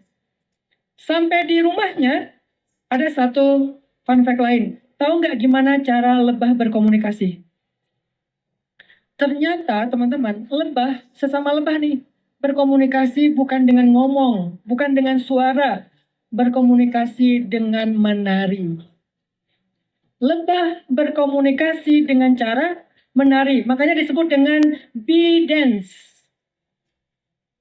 Tarian lebah. Apa yang dilakukan dengan dia menari? Lebah bekerja, pulang, dia kemudian menari-nari di depan lebah-lebah pekerja lain yang lebih muda. Untuk apa? Untuk menunjukkan sumber makanan. Dia akan menari dengan berjalan ke arah sumber makanan. Semakin panjang jalannya, semakin jauh jaraknya. Semakin semangat menarinya, semakin banyak sumber makanan yang tersedia di sana. Kemudian dia akan muter-muter untuk menunjukkan arah. Jadi kalau kalian nanti mulai sekarang nih ya, kalau melihat lebah, coba jangan cuma melihat dia sebagai pengganggu. Bahaya lebah kesengat, jangan. Dia makhluk Allah yang sedang bekerja untuk kita. Kalau dia lagi gerak-gerak itu, dia lagi nari. Dan tarian itu adalah cara komunikasi lebah. Kasih tahu kepada adik letingnya atau generasi berikutnya, di sana ada sumber makanan, jaraknya sekian, arahnya ke sana, jumlah makanannya sekian. Dia kasih tahu dengan bee dance atau waggle dance namanya. Maha suci Allah yang menjadikan lebah bisa berkomunikasi dengan cara menari. Dan Adam alaihissalam mengerti tentang itu. Coba kalian buka mushaf surat Hud surat 11 ayat 6. Ini tentang bagaimana cara Allah memberikan makanan kepada makhluk termasuk lebah. Coba buka surat Hud surat ke-11 ayat 6. Allah berfirman, Bismillahirrahmanirrahim. Pertanyaannya, kira-kira Adam belajarnya dari mana? Dari Kitabim Mubin, kitab yang ada di langit, yang tersimpan di sebuah perpustakaan langit. Nama perpustakaannya adalah perpustakaan Lauhul Mahfuz. Di dalam Lauhul Mahfuz itu ada banyak sekali lembaran. Salah satu lembaran atau jilid-jilid kitabnya, jilid tentang masalah bumi ekologis. Di sana Adam belajar. Semuanya udah tertulis di sana. Adam belajar itu. Nah, apa firman Allah di dalam ayat ini? Kata Allah, semua yang hidup di bumi itu Allah jamin rezekinya. Allah jamin rezekinya, termasuk lebah. Allah tahu di mana lebah tinggal. Artinya apa? Sarang lebah. Dan di mana rezekinya tersimpan. Artinya nektar dan serbuk sari. Nektar nanti jadi madu, serbuk sari nanti jadi roti. Namanya bee bread. Roti lebah. Jadi lebah bawa pulang serbuk sari ke sarangnya, kemudian diproses oleh adik-adik lettingnya menjadi roti lebah di dalam sarangnya yang dimakan oleh lebah. Sedangkan nektar menjadi madu yang kemudian dikonsumsi oleh manusia. Itulah maksud Allah di dalam ayat 6 surat Hud. Allah tahu di mana lebah tinggal dan Allah tahu di mana rezekinya disimpan, yaitu nektar dan serbuk sari. Ini penjelasan ekologisnya terhadap tafsir surat Hud ayat ke-6. Apa tafakurnya buat kita? Kalau lebah saja yang begitu sederhana, Allah udah jamin rezekinya, apalagi kita. Terus ngapain kita ngambil hak orang lain? Ngapain kita bertaruh nasib dengan judi online? Pengen kaya? Pengen dapat rezeki lebih? Allah udah jamin rezeki kita. Tinggal kita jalanin aja secara syariat, secara halal. Karena cara yang halal akan membawa kita kepada rezeki. Karena lebah pun menjalani cara yang halal itu. Lebah nggak pernah judi online, mana ada aplikasi judi online buat lebah. Biar cepat kaya. Nggak perlu judi online lebah teh. Kenapa? Karena rezekinya sudah dijamin oleh Allah. Kenapa manusia yang khalifah malah bingung? Berarti dia bodoh. Nggak seperti kakeknya, alim. Ngerti tentang semuanya. Sehingga nggak khawatir tentang nasibnya. Sedangkan kita bingung, bodoh, nggak punya ilmu. Akhirnya kita mengada-ngada, menerka-nerka, gambling, berjudi, supaya dapat rezeki yang lebih. Kalau nggak judi, kapan kayanya? Kata siapa? Emang kalau mau jadi kaya itu harus judi? Yang nyata justru banyak yang berjudi akhirnya bunuh diri. Gara-gara judi akhirnya loncat dari tower. Gara-gara judi akhirnya nabrakin diri ke kereta. Gara-gara judi akhirnya kriminal, menyakiti orang lain, mengambil hak orang lain. Dari mana rezekinya? Nggak ada. Lebah mengajarkan kita cara yang halal. Allah tahu di mana lebah tinggal, Allah tahu juga di mana bunga sumber rezekinya lebah itu tumbuh. Lalu Allah berikan insting kepada lebah untuk terbang ke sana. Setelah dia pulang, dia kasih tahu kepada yang berikutnya. Di sana ada sumber makanan yang banyak. Jaraknya sekian, arahnya sekian, jumlah makanannya sekian. Dengan bee dance, dengan tarian lebah. Allahu Akbar. Adam diajarkan tentang kullaha, semuanya. Yang kita sebutkan ini baru beberapa simbol-simbol aja. Kebayang gak sih ilmu Adam tuh sedahsyat apa? Sekeren apa Nabi Adam itu gitu. Sekarang malah saya kagum banget sama Nabi Adam. Berarti Nabi Adam itu luar biasa ilmunya. Seandainya Nabi Adam masih hidup, beliau adalah profesor, ilmuwan, saintis yang paling keren di muka bumi. Kalah semua profesor yang ada. Tapi sayangnya kita umat Islam, cucunya Nabi Adam, akidahnya sama dengan akidah Nabi Adam, malah nggak belajar apa-apa. Sibuk update status, sibuk scrolling. Harusnya scrolling yang bermanfaat, tapi scrolling yang aneh-aneh. Ketawa sendiri, nangis sendiri. Kebayang nggak sih Adam kalau ada di tengah-tengah kita kayak gimana ilmunya? Dahsyat banget teman-teman. Ini tentang masalah lebah. Sehingga Allah berfirman, Allah tahu di mana di mana lebah itu tinggal dan di mana sumber rezekinya disimpan. Atau kayak tadi itu, fitoplankton. Fitoplankton tinggalnya di mana? Tinggalnya di permukaan air. Rezekinya fitoplankton di mana? Rezekinya satu di udara, satu lagi di dasar laut, kedalaman 100 sampai 200 meter. Padahal dia tinggalnya di permukaan air. Rezekinya ada di udara, namanya karbon. Sedangkan yang di bawah namanya fosfor dan nitrogen. Jadi ada 3 rezekinya fitoplankton. 1 karbon, racun yang dirubah menjadi glukosa dengan fotosintesis. Yang kedua, ada namanya fosfor dan nitrogen di bawah kedalaman 100 sampai 200 meter. Gimana cara fitoplankton turun ke bawah atau terbang ke atas? Nggak bisa, dia cuma ada di bawah permukaan air. Allah yang mendatangkan rezeki itu kepada dia. Yang di atas dengan fotosintesis, sedangkan yang di bawah caranya gimana? Ada yang namanya fenomena reef snow. Karena saya sedang scuba, ada kalau kita lagi diving, ada namanya reef snow. Apa itu reef snow? Reef snow, hujan salju di dalam air. Ini biar kalian senang nanti kapan-kapan dive ya. Cari aja dive center, belajar diving. Tapi tujuannya bukan buat fun, konten, bukan. Tapi buat scientific dan tafakur. Ada yang namanya marine snow atau reef snow. Apa itu? Ketika bahan-bahan organik yang sudah rusak atau bangkai-bangkai organik kayak karang rusak, hewan-hewan yang sudah jadi bangkai, itu nempel di karang, nempel di wall. Jadi kalau kita dive itu ada yang namanya slope, ada yang namanya wall. Biasanya reef snow itu ada di wall, kayak dinding karang gitu. Kemudian nanti datang arus bawah, namanya down current. Arus bawah nyedot, sehingga ketika arus bawah terjadi down current itu, maka semua bahan-bahan organik yang nempel di wall akan berjatuhan. Dan kalau kita lihat fenomenanya mirip dengan salju. Saya pernah ngeliat itu pas lagi scuba dive. Kita lagi dive nih, kedalaman sekitar 50 meter. Agak deep dive sih waktu itu. Karena kita targetnya wreck dive, tapi lewatnya lewat wall dulu. Pas lewat wall, kata dive guide saya, Ustadz nanti sering-sering lihat ke blue water ya. Karena biasanya kalau di wall, di blue water itu yang bagian laut lepas, suka muncul ikan-ikan besar. Tiba-tiba muncul manta ray, tiba-tiba muncul hammerhead, hiu, shark, tiba-tiba muncul bumhead. Jadi kita lagi keliling wall, saya ngeliat ke blue water sesekali, keliling lagi, ngeliat lagi ke blue water. Tiba-tiba ada siluet satu ikan gede banget, diam aja di blue water, siluet. Saya dekatin ternyata bumhead. Biasanya bumhead itu diam aja di antara wall, bumhead. Ngapain dia? Nungguin karang-karang rusak. Begitu ada karang rusak, karena tugasnya dekomposer, dia makan karang itu, keluar jadi pup, nempel lagi di wall. Datang daun current, nyedot ke bawah. Waktu itu saya ngelihat ada bumhead, saya langsung kick, saya deketin bumhead, saya ketemu bumhead itu kayak fans ketemu idola. Karena saya udah baca tentang fungsi ekologis bumhead ya, jadi kayak kagum gitu kan sama bumhead kan. Sebetulnya saya lagi nunggu manta ray sih, tapi ketemunya bumhead. Jadi kayak kita lagi nunggu misalnya siapa idola kita, ketemunya siapa gitu kan. Pas ketemu bumhead saya deketin, saya kayak berhadapan-hadapan gitu sama bumhead. Terus kata dive guide saya, ting ting ting ting, suruh balik. Akhirnya saya balik.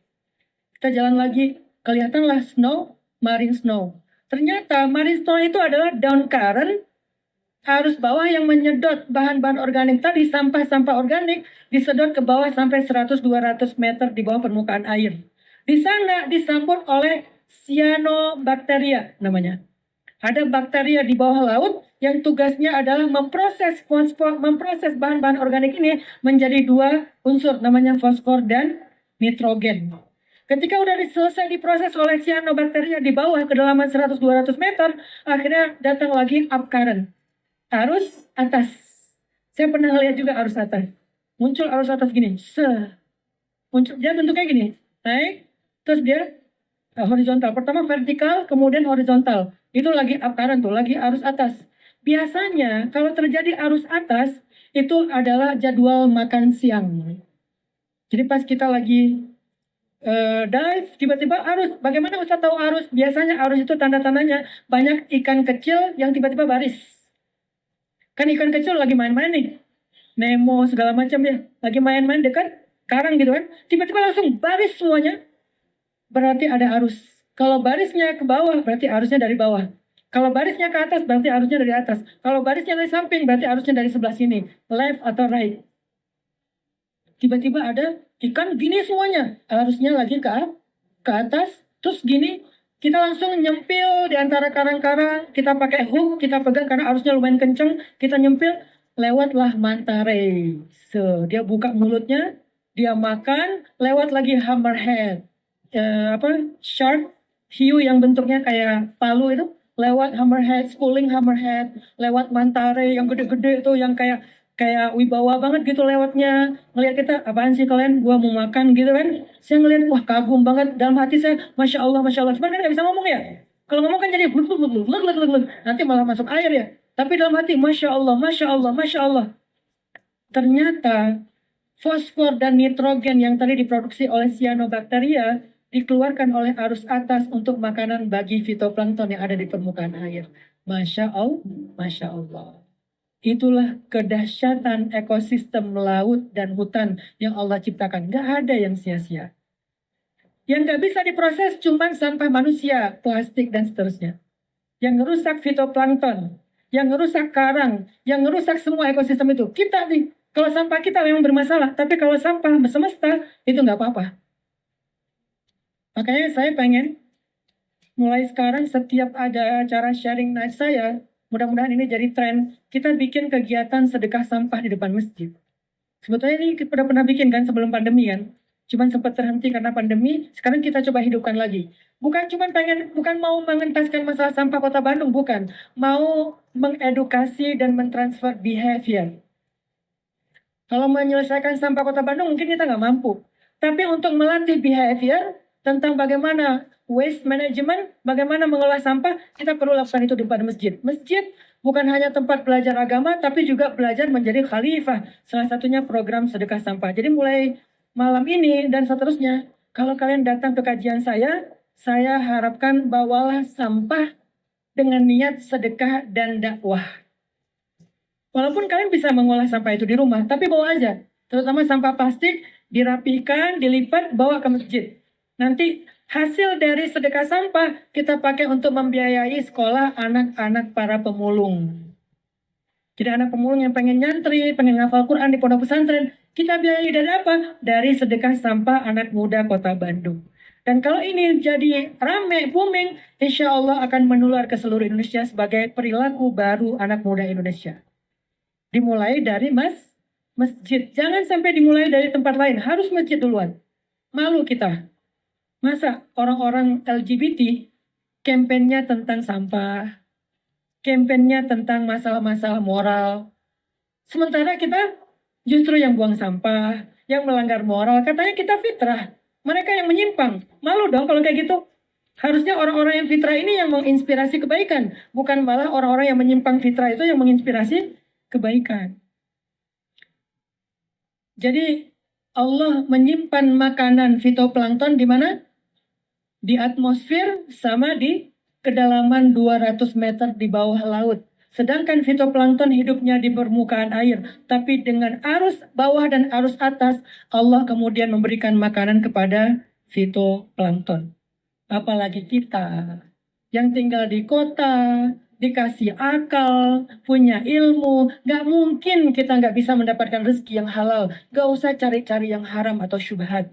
Yang halal itu sudah tersedia buat kita dan itu janji Allah Subhanahu wa taala. Sebagaimana Allah ngasih makan kepada lebah, fitoplankton dan yang lainnya, begitu juga Allah ngasih makan kepada kita. Yang terakhir, salah satu ilmu yang Allah ajarkan kepada Adam itu adalah kalau kita bicara tentang asma. Coba kalian buka surat Luqman, surat 31 ayat 27. Surat Luqman, surat 31 ayat 27. Ini salah satu makna asma. Ilmu Allah.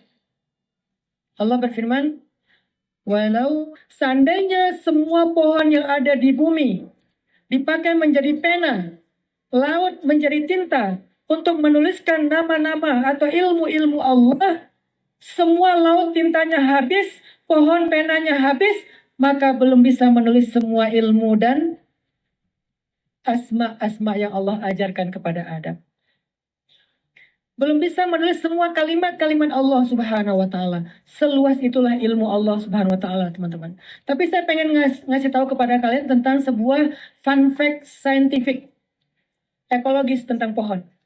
Kenapa di dalam ayat ini Allah bicara pohon itu sebagai pena? Artinya dia menulis.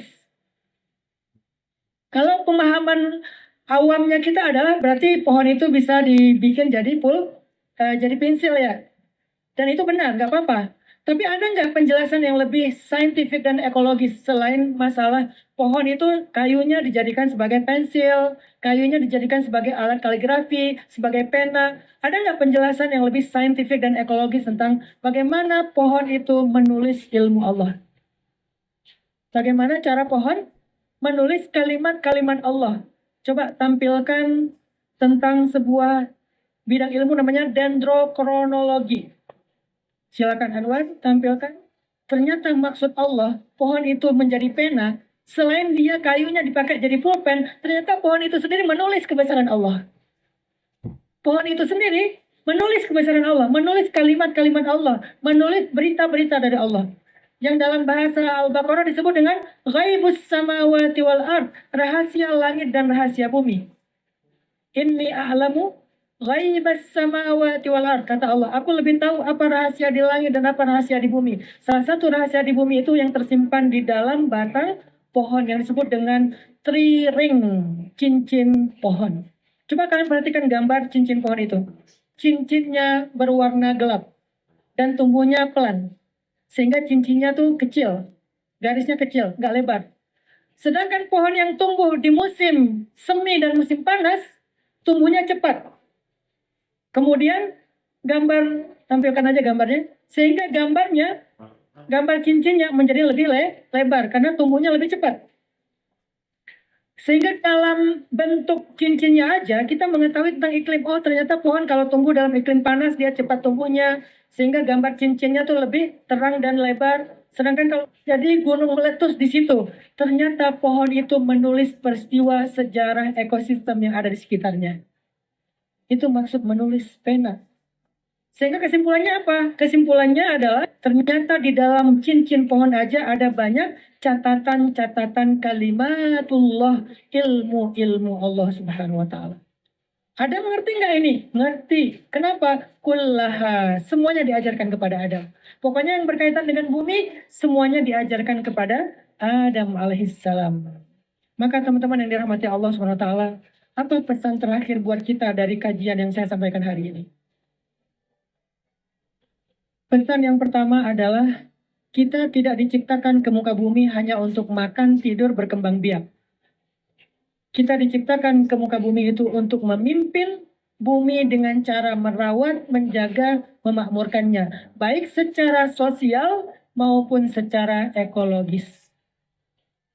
Baik secara masyarakat manusia maupun lingkungan bumi itu sendiri. Itulah tugas utama kita. Sehingga siapa yang merusak tatanan sosial, bullying, gibah, dan seterusnya, kriminal, berarti dia telah meninggalkan tugas khalifah yang Allah perankan kepada dia. Itu adalah dosa syariat. Berarti kita tidak lagi beribadah kepada Allah, kita berdosa. Kita buang sampah sembarangan, kita berdosa. Kita merusak sungai, merusak laut, merusak hutan, berdosa. Apapun alasan kita, kecuali kita membayarnya dengan sungguh-sungguh. Kita tebang satu pohon, tanam pohon yang lainnya. Walaupun baru kebayar setelah 10 tahun, 15 tahun, nggak langsung kebayar. Maka ambillah peran sebagai khalifah. Anak muda, jangan hanya larut dalam kegalauan hidup kita pribadi. Kita ini pemimpin. Jadi nggak sempat, waktu buat galau-galau sendiri itu nggak sempat. Ada tugas besar dan mulia yang Allah embankan kepada kita, yaitu tugas membangun bumi semampu kita. Yang kedua, cobalah belajar untuk melihat kebesaran Allah di semesta. Disebut dengan istilah amaliyah atau riyadhah tafakkur. Kalau kalian pengen lebih mengenal Allah, rajin-rajinlah tafakkur. Cara tafakkur apa? Lihat semesta, lihat gunung, lihat laut, lihat hutan, lihat bumi, lihat langit. Semakin kalian melihatnya secara jelas, secara ilmiah, secara teliti, insya Allah semakin kalian mengenal penciptanya Allah Subhanahu wa taala. Apa dampaknya bagi kita kalau kenal Allah? Ma'rifah namanya. Ternyata orang yang paling ma'rifah itu bukan yang hafal Asmaul Husna saja. Bukan yang hafal ilmu akidah saja. Orang yang paling ma'rifah itu adalah orang yang paling melihat kebesaran-kebesaran Allah yang ada di langit dan di bumi. Apa dampaknya buat kita? Salah satunya adalah kita jadi lebih yakin kepada Allah. Iman. Oh, Allah Maha Kuasa. Bisa apa aja. Mengurus saya bisa. Menjaga saya bisa. Ngasih saya rezeki bisa. Allah Maha Kuasa. Jadi saya nggak usah khawatir lagi. Minimal iman. Bertambah iman kita kepada Allah. Itulah ma'rifah. Bagaimana cara mengenal Allah? Ma'rifah arif billah. Kata para ulama tasawuf. Dengan riyadhah tafakkur. Dalam ilmu tasawuf disebut dengan riyadhah musyahadah. Melihat kebesaran-kebesaran Allah. Jadi kajian saya di SharingNet berikutnya isinya adalah tafakur saintifik tentang kebesaran Allah yang ada di bumi. Goalsnya supaya ma'rifah kita kepada Allah. Kita kenal, oh Allah ternyata Maha Kuasa, Allah Maha Mengurus, Allah Maha Merawat, Allah Maha Memberi rezeki. Yang ngasih saya rezeki bukan kantor, yang ngasih saya rezeki bukan atasan, yang ngasih saya rezeki bukan bos saya, sehingga saya harus manut, harus taat kepada dia walaupun harus berbuat dosa. Enggak, yang ngasih Maha Kuasa dan Maha Kaya. Tidak ada ketaatan kepada makhluk dalam hal bermaksiat kepada Khalik, kepada Allah SWT. Jadi pesan kedua selain mengambil peran khalifah, belajarlah tafakur yang lebih banyak. Kalau kalian males tafakur dengan cara ngelihat, cobalah tafakur di majelis seperti ini. Kita dengarkan bareng-bareng, kita pelajari ayat-ayatnya bareng-bareng. Ayat-ayat semesta, ayat-ayat sains. Tapi bisa juga kalian lakukan sendiri dengan hobi. Yang senang naik gunung, coba tafakur tentang gunung, lihat gunung. Di gunung itu banyak banget ayat-ayat kebesaran Allah. Yang senang ke laut, free dive, diving, silakan tafakur underwater. Cuma satu olahraga lagi yang saya belum lakukan. Elemen air udah, elemen darat udah, tinggal elemen udara. Satu lagi yang saya belum lakukan adalah skydive. Pengen banget skydive. Apa itu skydive? Loncat dari pesawat. Nyelam udah, bahkan deep dive. Deep dive itu sampai kita ngalamin yang namanya narkosis. Narkosis itu kayak fly gitu loh. Tapi kita nyebutnya fly halal. Jadi kalau narkoba itu haram, di underwater itu ada narkoba halal, namanya narkosis. Di kedalaman tertentu, biasanya di atas 40 meter, itu kita tiba-tiba kayak tenang, nyaman, nggak kepikiran apa-apa. Saya kalau lagi stres atau lagi capek, deep dive. Disitulah saya ngerasakan, ini apa ya? Kamu siapa? Tiba-tiba narkosis, tinggal dibayar aja nanti di atas dengan deko stop. Intinya coba tafakur di bawah air tafakur, di udara tafakur. Kenapa Ustaz enggak skydive? Belum dapat izin dari istri. Kalau istri saya udah mengizinkan skydive, besok juga saya pergi tuh ke Halim, pengen sama teman-teman AU, yuk kita skydive. Udah diajakin, Ustaz kapan skydive? Insya Allah 3 bulan, Ustaz udah bisa dilepas terjun sendiri dari pesawat. Sampai sekarang saya kalau naik pesawat, saya ngeliat ke jendela, kapan ya bisa loncat ke situ? Pengen banget, tinggal satu elemen lagi. Kenapa gak diizinin? Kata istri saya, kalau kamu olahraga ekstrem yang lain, salah, paling kamu cedera. Tapi kalau skydive kamu salah, pindah alam katanya. Padahal saya pengen jadi avatar. Air udah, darat udah, api udah. Tinggal satu lagi, udara. Biar jadi eng ya. Cuma belum dapat izin. Artinya coba tafakur dimanapun kalian berada. Sehingga kita lebih mengenal Allah Subhanahu Wa Taala. Yang terakhir, belajarlah untuk menjadi seorang rohilah pengangkut beban umat dan semesta. Kata Nabi, Taron nasa kaibilimiah la takadu tajidu fiha rohilatan. Manusia seperti 100 ekor onta. Cuman satu dari mereka yang jadi rohilah. Apa itu rohilah? Yang mau mengangkut beban orang lain. Kita jangan hidup sendiri, hiduplah untuk orang lain juga. Karena kata Nabi, khairun nas anfa'uhum linnas. Sebaik-baik manusia yang paling bermanfaat untuk manusia yang lain. Jadilah orang yang minimal bermanfaat untuk 1 orang, 2 orang, 3 orang, dan seterusnya. Sayyidah Aisyah adalah perempuan yang paling akrab sama anak yatim. Nggak ada anak yatim di Madinah yang nggak kenal Sayyidah Aisyah. Setiap hari rumah beliau diketuk sama orang miskin dan anak yatim. Pertanyaannya, Berapa orang miskin dan anak yatim yang pernah miss call di nomor kita? Gak ada. Berapa anak yatim dan orang miskin yang pernah mengetuk pintu rumah kita? Gak ada. Sebegitu gak bermanfaatnya kah kita? Rasulullah, Khadijah, Aisyah, Fatimah, semua mereka anfa'uhum linnas. Abu Bakar, anfa'uhum linnas. Dan semua mereka adalah rahilah. Makanya kenapa kita bikin Rahilah Project? Rahilah Project itu artinya project untuk melahirkan para pengangkut beban umat, baik beban sosial maupun beban lingkungan hidup. Semoga kita semuanya bisa menjadi bagian dari Rahilah Project. Insya Allah next event dalam sharing night saya akan bahas tentang sejarah pohon di dalam Al-Quran. Ayat-ayat pohon yang ada di dalam Al-Quran. Di dalam Al-Quran ada lebih dari 10 ayat-ayat tentang pohon. Banyak banget. Dan itu keren-keren. Nanti kita akan belajar tentang ayat-ayat pohon yang ada di dalam Al-Quran dan pesan refleksi untuk kehidupan kita sehari-hari. Semoga ini bermanfaat. Barakallahu fikum. Saya kira demikian aja. Semoga ini menjadi ilmu ma'rifah kita kepada Allah Subhanahu wa taala. أعوذ بالله من الشيطان الرجيم بسم الله الرحمن الرحيم اللهم لك الحمد كله ولك الشكر كله وإليك يرجع الأمر كله سره وعلانيته فأهل أنت أن تحمد وأهل أنت أن تعبد لا إله إلا أنت الأحد الصمد لم يلد ولم يولد ولم يكن له كفوا أحد اللهم صل على سيدنا محمد في الأولين وصل على سيدنا محمد في الآخرين وصل على سيدنا محمد في الملأ الأعلى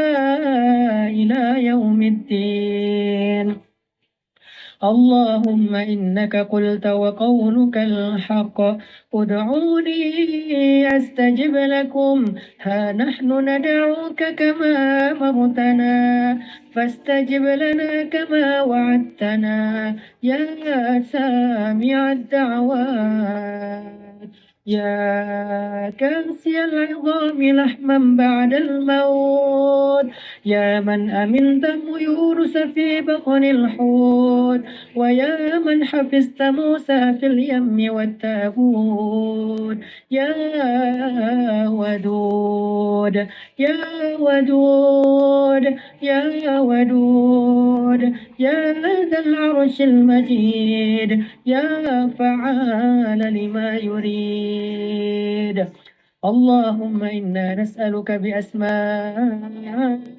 الحسنى وصفاتك العليا بأننا نشهد أنك أنت الله لا إله إلا أنت الأحد الصمد لم يلد ولم يولد ولم يكن له كفوا أحد اللهم اغفر لنا ذنوبنا اللهم اغفر لنا ذنوبنا ولوالدينا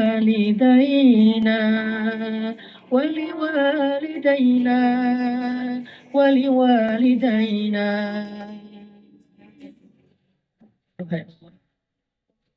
Ampunkanlah dosa-dosa kami ya Allah.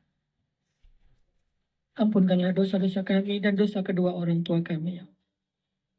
Dosa ibu kami, dosa ayah kami ya Allah. Ampunkanlah dosa keduanya.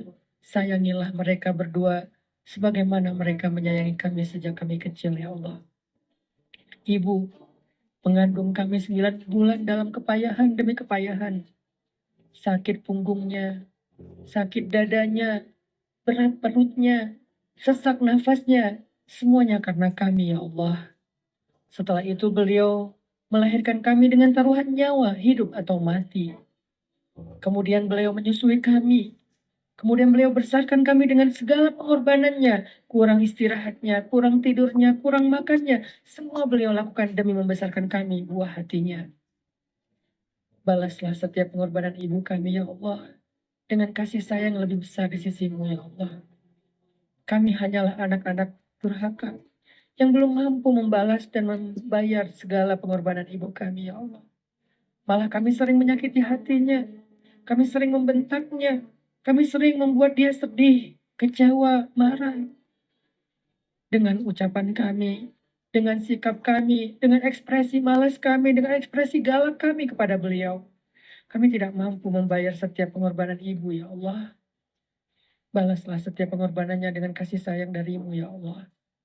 Maafkan kami jika kami masih menjadi anak yang durhaka kepada ibu, yang membuat ibu bersedih dan terluka.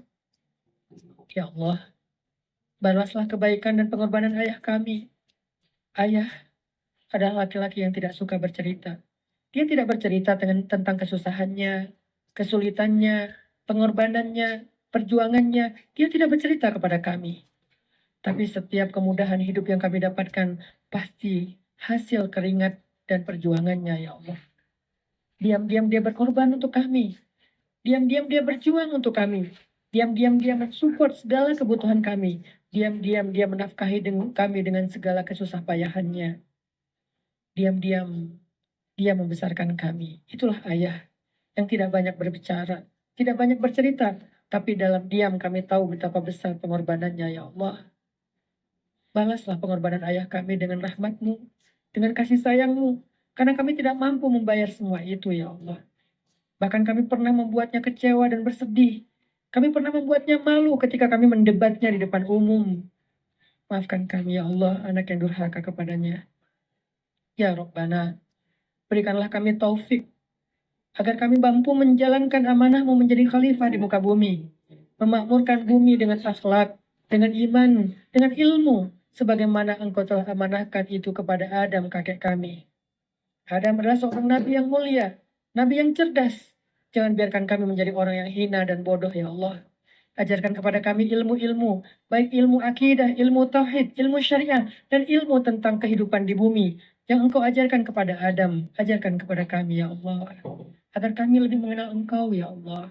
Ajarkan kami tafakkur, melihat semesta, baik di langit maupun di bumi, baik di darat maupun di laut. Dan dengan tafakkur itu, ajarkan kami tentang kebesaran-Mu, ya Allah. Tentang kekuasaan-Mu, ya Allah. Jadikanlah kami orang-orang yang ma'rifah kepadamu. Jangan biarkan kami menjadi orang yang jahil tentang-Mu, ya Allah. Kami ingin lebih mengenal-Mu, kasih sayang-Mu, rahmat-Mu, keagungan-Mu, penjagaan-Mu, pemeliharaanmu, dan segala sesuatu dalam kemuliaan-Mu, ya Allah. Ajarkan kami untuk lebih mengenal-Mu dengan tafakkur, sebagaimana Engkau mengajarkan itu kepada Adam dan juga para anbiya setelahnya. Ya Rabbana, jangan biarkan kami menjadi orang-orang yang merusak di muka bumi setelah Engkau memperbaikinya. Jangan biarkan kami menjadi orang yang justru menyakiti sesama manusia dan juga menyakiti alam semesta. Jadikanlah kami seorang khalifah. Jadikanlah anak-anak muda Kota Bandung, anak-anak muda Indonesia sebagai khalifah, sebagai rahilah yang memakmurkan bumi, baik dalam kehidupan sosial mereka maupun dalam kehidupan ekosistem mereka. Ya Rabbana, jadikanlah pemuda-pemuda muslim sebagai pemuda-pemuda yang cerdas, menjadi pemuda-pemuda yang brilian sebagaimana kakek mereka Adam alaihissalam, sebagaimana nabi mereka, teladan mereka, kekasih mereka Muhammad sallallahu alaihi wasallam. Rabbana arinal haqqa haqqa warzuqna ittiba'ah wa arinal batila batila warzuqna ijtinabah. Rabbana atina min ladunka rahmah wa hayyi' lana min amrina rasyada. Waj'al lana min kulli dhiqin makhraja wa min kulli hammin faraja wa min kulli usrin yusra. Rabbana atina fid dunya hasanah wa fil akhirati hasanah wa qina adzabannar. Saya pengen cerita. Ini cerita benar-benar saya alamin ya. Mudah-mudahan ini jadi makin bikin kita yakin. Hidup kita itu kan emang kalau kita melibatkan Allah itu jadi mudah ya. Susahnya hidup kita itu karena kita jarang melibatkan Allah, kecuali udah mentok. Kalau dari awal kita mention Allah dari awal itu apa? Bismillah. Di tengah-tengah kita masih terus nge-tag Allah. Ya hasbi Allah, la haula wala quwata illa billah, berdoanya ke Allah. Kalau kita ngelibatin Allah dari awal dalam hidup kita, pertama Allah akan kuatkan hati kita, kedua Allah akan bereskan urusan kita. Dan itu bukan cuma terjadi kepada Imam Ahmad bin Hambal yang saya pernah cerita. Bukan cuma pernah terjadi kepada Uwais Al-Qarani, tabi'in yang pernah saya cerita. Tapi juga terjadi kepada 3 teman saya. Yang satu anak Batam namanya AG, anak skateboard. Satu lagi anak Jakarta model namanya Agi. Satu lagi driver ojek online di Bandung.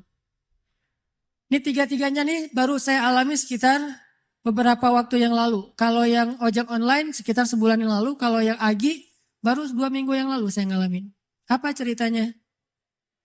Melibatkan Allah dalam semua harapan kita. Agi, anak Jakarta ini, pernah ikut kajian saya kayak gini di salah satu masjid di Maruya, di Kebun Jeruk, Jakarta. Terus pas ikut kajian itu dia bilang gini, ya Allah, saya pengen banget ketemu Ustadz Hanan langsung, tapi jangan ditaklim, karena agak susah, terlalu rame. Saya pengen ketemu berdua dalam suasana yang lebih nyaman. Kabulkanlah ya Allah, gitu. Selang seminggu kemudian setelah selesai acara itu, alhamdulillah qadarullah ombaknya lagi bagus di laut. Kan saya suka mantengin ombak tuh. Ada website namanya Surf Forecast kan. Forecast buat surfing. Jadi tahu ombaknya lagi berapa, seberapa baiknya untuk untuk berselancar. Ombaknya lagi bagus nih. Ombaknya 2,5 meter, 2,5 meter. Terus anginnya pas gitu. Pergilah saya ke laut, daerah Jawa Barat namanya Batu Karas, spot surfing. Saya pergi ke sana nih. Agi yang tadinya di Jakarta, ternyata memang dia orang Batu Karas, tinggalnya di Jakarta. Jarang banget pulang ke Batu Karas. Nah, seminggu kemudian setelah ta'lim, dia sakit. Badannya nggak enak. Biasanya kalau cuma panas dingin, dia akan tinggal di kos-kosan. Tapi kali ini kangen pengen pulang kampung. Duh, kenapa ya saya pengen pulang kampung? Kenapa ya? Kayak Imam Ahmad bin Hambal gitu kan. Kenapa ya saya pengen pulang kampung? Akhirnya dia putuskan pulang ke Batu Karas. Dan sampai di Batu Karas, hari pertama dia sampai ke rumah, temannya ngajak ke pantai, kita mandi yuk, kita berenang yuk gitu kata temannya. Yuk, padahal lagi nggak enak badan tuh, diajak berenang dia mau. Berenang kalau orang sana berarti surfing, diajak surfing dia mau. Datang ke pantai, saya lagi duduk di pantai, lagi persiapan nih mau turun ke air, lagi duduk santai gitu pagi-pagi sambil ngopi dulu, sambil nggak jelas ya ngelamun tentang masa lalu. Jadi lagi duduk dulu nih di pantai nih, sambil ditaruh dengan papan biar nggak kena matahari. Udah ke pantai masih takut hitam, padahal udah hitam. Tiba-tiba lagi datang ngeliat dari jauh, nih kayak kenal nih siapa ya? Kayak pernah lihat, tapi biasanya kan penampilannya beda. Nih udah namanya orang lagi di pantai. Datanglah. Pas udah dekat dibilang, Ustadz Hanan ya? Saya ngeliat, ya kenapa? Saya jemaah Ustadz Hanan di Meruya, Kebun Jeruk minggu yang lalu. Oh iya, Kebun Jeruk minggu lalu emang ada taklim. Udah kenalan dia bilang, Ustadz, minggu lalu saya baru berdoa nih. Ya Allah saya pengen ketemu Ustadz Hanan, langsung bukan di taklim, biar bisa santai banyak ngobrol. Berikanlah saya apa yang saya harapin. Dia istighfar, dia sholawat, dia doa. Nggak sampai bertahun-tahun, cuma selang seminggu. Qadarullah Allah bikin skenario, ada ombak, saya datang, dia sakit, dia datang, akhirnya ketemu di pantai, ngobrol, jadinya saya seharian cuma ngobrol doang, nggak sempat surfing. Terus aja ngobrol, curhat, dia live IG gitu, aduh, jadi ngobrol sama dia, alhamdulillah dikasih gelang batu sama dia, nih Ustadz hadiah gelang batu untuk Ustadz, alhamdulillah ya udah saya pakai. Intinya adalah, coba, cuma seminggu doang tuh. Dia minta ke Allah, dia melibatkan Allah, akhirnya Allah kabulkan. Bisa nggak kita dalam waktu seminggu halal dengan cara berdoa ke Allah? Ya Allah, saya lihat dia kemarin di masjid. Masjid apa ini teh? Baitur Rahman. Cuma saya nggak berani menyapa. Saya menyapa dia lewat engkau saja ya Allah. Kalau kita yakin dan tembakan kita itu udah jago tadi, jawid. Gimana tuh jawid qiraat kata Teh Hanin tadi. Kuatkan, jagokan diri kamu dalam yakin ke Allah. Makin jawid, makin jawad, makin bagus. Maka insya Allah akan kena panahan kita. Ada orang mana tadi nggak kena sama sekali. Ada orang yang di jarak yang sama langsung kena. Kenapa? Udah jawid. Imannya udah mantep. Udah yakin gitu. Dan yakin dalam bahasa mana tadi udah profesional. Nanti insya Allah tiba-tiba entah gimana caranya nggak usah cari tahu. Karena saya juga sama Teh Hanin yang cerita tadi kita Teh Hanin maksudnya nggak mencari saya, ada saya mah mencari. Danin nggak mencari, saya sama sekali kita nggak kenal, dia nggak kenal saya. Pas ketemu di tempat kibdah emang ada sedikit trik yang saya lakuin gitu kan, biar bisa namanya ikhtiar gitu kan. Dan dengarkan ceritanya, nah gitu deh pokoknya. Yang jelas nggak usah berharap kepada Allah tergantung cara. Berharaplah kepada Allah karena kita yakin kepada Allah. Cara Allah yang bikin. Ini Agi nih. Yang kedua, driver online. Driver ojek online. Saya waktu itu ada rapat di Pemuda Hijrah. Namanya Masjid Pemuda Hijrah itu Al-Latif. Ada rapat di Al-Latif. Dan saya lagi malas nyetir, akhirnya naik ojek online. Pergilah ke Masjid Al-Latif. Dari pagi, zuhur saya ngimamin di masjid. Cuman pakai baju biasa. Terus asar juga ngimamin. Pas sudah selesai asar, saya mau pulang, saya order lagi nih ojek online. Saya order, ada yang ngambil. Ngambil, saya naik ojek, di tengah jalan dia nanya, Mas, sering sholat di masjid itu? Kata dia. Lumayan, saya bilang. Ya, itu masjid ramai banget ya. Kalau taklim ramai banget tuh, penuh dengan anak muda. Ya, alhamdulillah, saya bilang. Terus dia bilang lagi, ada tuh di situ tuh imam muda, bacanya bagus banget. Orang Aceh. Siapa ya namanya? Saya bilang Muzammil. Oh ya Muzammil. Oh ya. Kenal sama dia? Ya lumayan saya bilang. Dari tadi lumayan aja semuanya. Oh, Mas suka ikut talim juga di situ? Kadang-kadang saya bilang. Dia nggak ngeh sama sekali. Lama-lama dia mulai curiga, dia nanya, apa tadi ada kegiatan apa? Enggak, cuma ada rapat aja sama teman-teman. Teman-teman DKM maksudnya iya. Mas tadi ngimamin sholat zuhur ya kata dia. Iya kata saya. Mulai curiga kan dia. Asar juga? Iya. Oh mas namanya siapa? Hanan. Hah Hanan yang mana nih kata dia. Mulai kaget dia kan. Mulai panik gitu. Saya bilang Hanan Ataki. Langsung oleng tuh motor tuh. Masya Allah. Dia kaget sendiri. Dan itu olengnya tuh langsung berhenti pas lampu merah pula. Dia heboh sendiri di lampu merah bayangin. Ya Allah, Masya Allah. Alhamdulillah. Ustadz tahu nggak? Ternyata ini Ustadz Nata Kintar dulu. Saya lihat ke belakang. Benar nggak nih? Oh iya benar gitu. Dari tadi kayak Ustadz nggak ngomong-ngomong. Kata dia, Ustadz tahu nggak? Sebulan ini saya selalu beristighfar, berdoa, sholawat.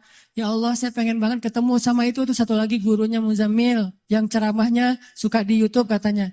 Ustadz Hanan Ataki, saya pengen ketemu beliau. Tapi susah kalau di taklim. Pengen berduaan, jangan pas rame-rame. Ternyata berduanya di atas ojek. Coba.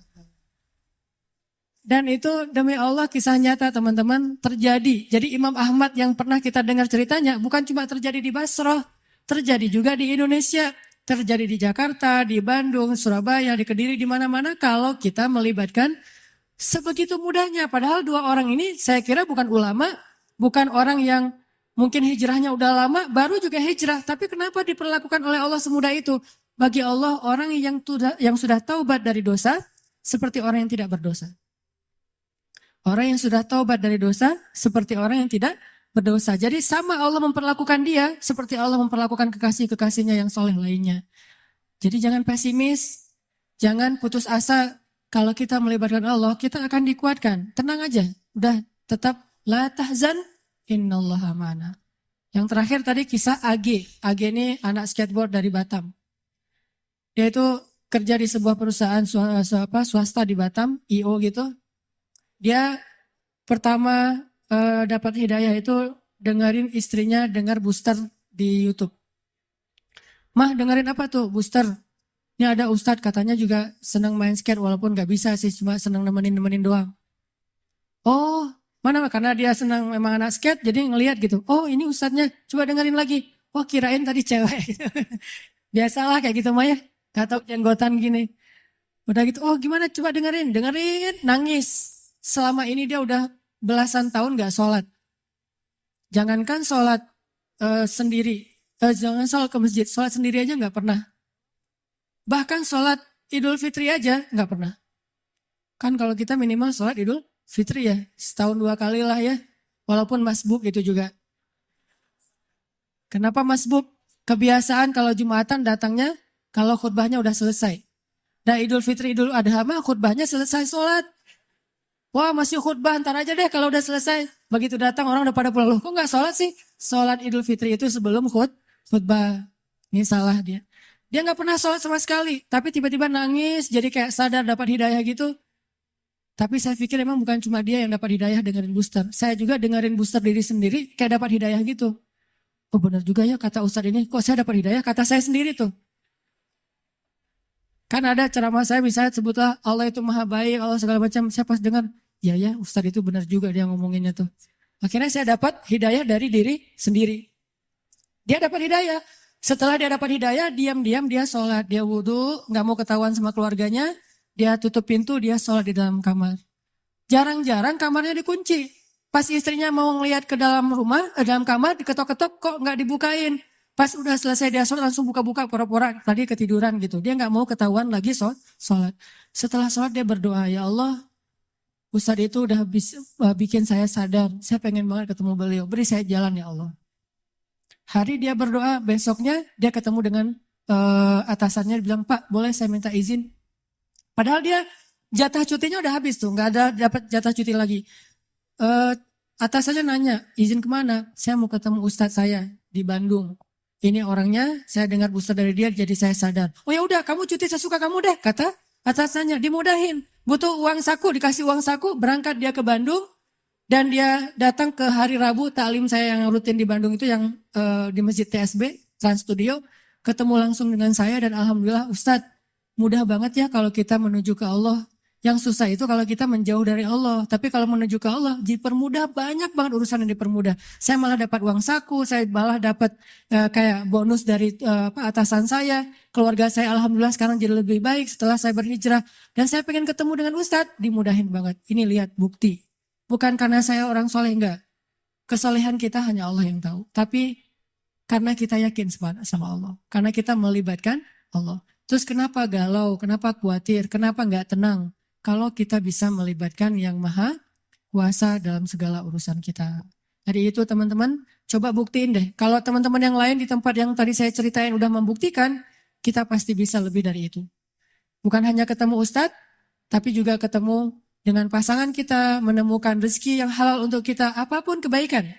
Tinggal, ya Allah, saya pengen nikah, beri saya jalan. Udah gitu, lihat keajaiban terjadi dalam hidup kita. Kalau enggak juga, enggak ada sia-sianya berdoa kepada Allah. Makanya saya bilang kalau berdoa tuh jangan yang tanggung, yang mantap sekalian. Ya Allah, kalau mobil ya Allah saya pengen Alphard. Penghasilan kita kecil, tapi pengennya Alphard. Emang sia-sia? Enggak. Kalau enggak dikasih Alphard di dunia, dikasih Alphard di akhirat. Kan Allah pasti mengabulkan doa kan? Pasti itu. Kalau enggak dikabulkan di dunia, dikabulkan di akhirat. Bangun dari kubur, tiba-tiba lewat Alphard, berhenti depan kita. Ini mobil siapa? Ayo kita ke Padang Mahsyar, lewat pakai Alphard gitu. Udah ada drivernya. Mereknya bukan Toyota tapi mereknya Cahaya. Merek baru nih.